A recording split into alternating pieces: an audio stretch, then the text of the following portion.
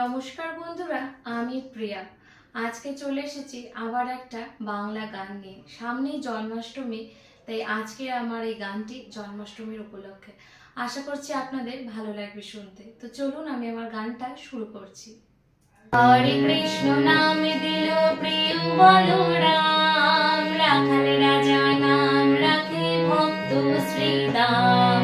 হরে কৃষ্ণ নামে দিল প্রিয় বলরাম, রাখাল রাজা নাম রাখে ভক্ত শ্রীদাম।